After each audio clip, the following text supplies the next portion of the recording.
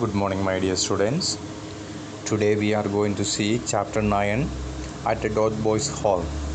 This extract is taken from a novel, Nicholas Nickleby, or The Life and Adventure of Nicholas Nickleby.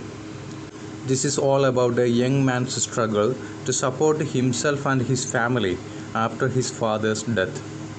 In order to understand this story, we must know a little bit about this entire novel, Nicholas and Nickleby. In the beginning of the story, we will see the main character Nicholas Nickleby and his sister and his mother. They are discussing about the death of their father and what they will do for their suffering. Now we are going to watch the first scene of this novel, Nicholas Nickleby. We will watch this video and understand about the main characters of the story. And after that, we will discuss detailed about this chapter.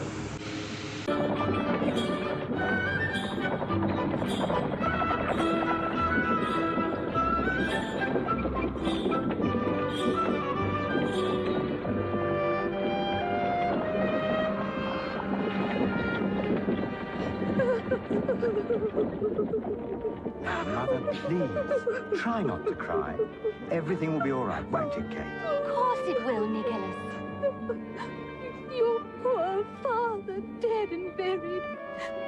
Our home sold to pay his debts. Oh, what will become of us in London? I shall find work, never fear. And if Uncle Ralph is only half as kind as dear Papa was, well, he'll be more than pleased to help us. I suppose you're right. When we have found lodgings in London, I shall write to my brother-in-law and seek his aid. He has no relatives but us, and should be pleased to help his brother's family.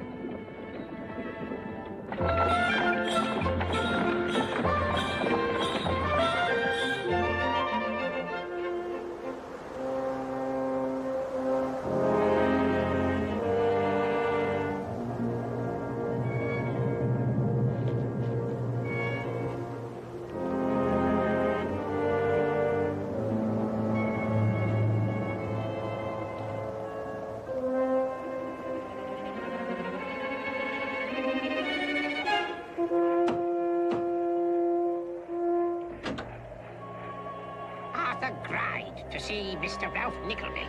I'll see if he's at home.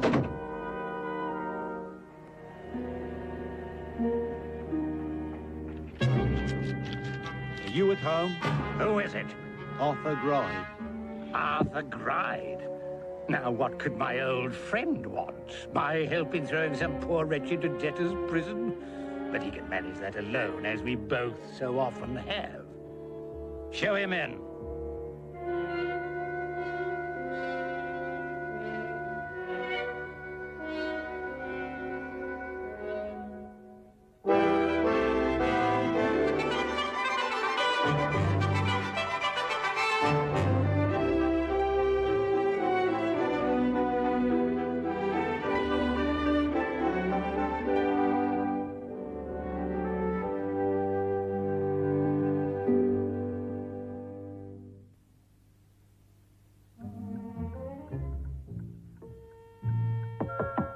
Come in, sit down.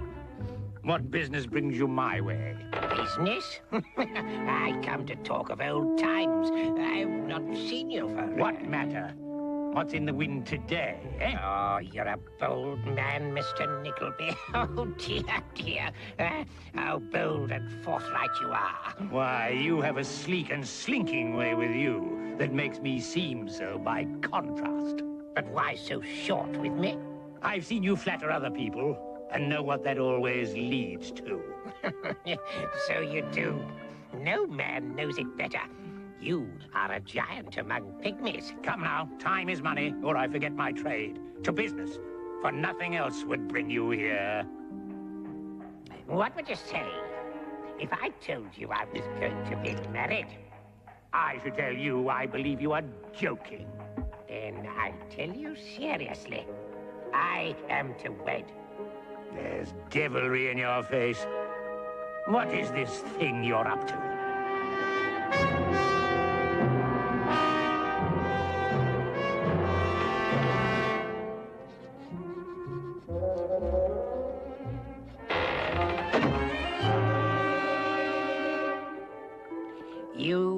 that spendthrift, Walter Bray? Do I? The scoundrel owes me £975, and tomorrow I shall have him in the debtor's prison for not paying me. Well, I know it, for the man owes more to me. £1,700, no less. In that event, he will spend the rest of his life there. While his poor daughter slaves and stints to try to pay his debts. Ah, and you would rescue the poor child from her foolish labors. But no, even if she were the most beautiful thing in the world, that would not be your way. There's something else.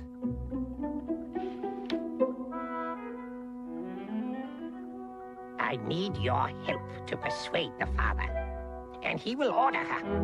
You can talk and urge and press the point, as no man can. You can bargain with him for his freedom and win me his daughter's hand. And where's my profit? If you persuade the father that his freedom and her happiness are both resolved by marriage to me, then I shall pay you half that debt which you had already given up for lost. And so we both prosper. Let's shake upon it now as friends and gentlemen.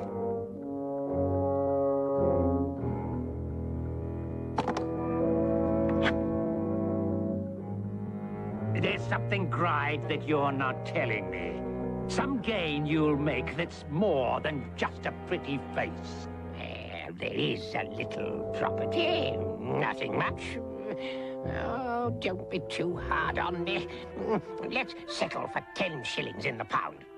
It's more than you'd ever hope to get. If you marry this girl without my help, you would have to pay his debts in full, because you couldn't set him free otherwise.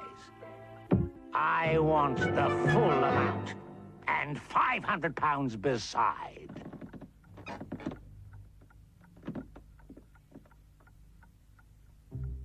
Shh.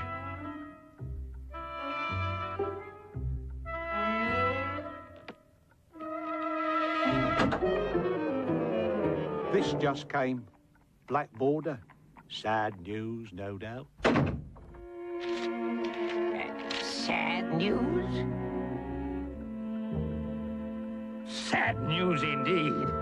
My only brother dead, and the breath is no sooner out of his body than I'm expected to support his widow and her 2 grown children. Ah, what are they to me? I've never even seen them. And now all 3 of them here in London, waiting to spend my money. Confound them. Relatives. Who do they think they are? But, what of my proposal? Leave it for a week or a month. Let this fellow Bray taste the sweet life of debtor's prison. It can only make him more amenable.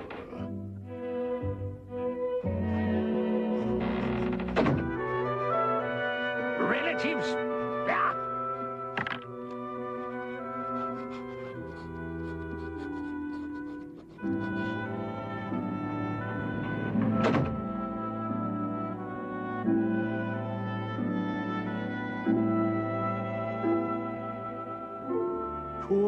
Poor young girl, to be wed to such a lickpenny. The beauty and the beast.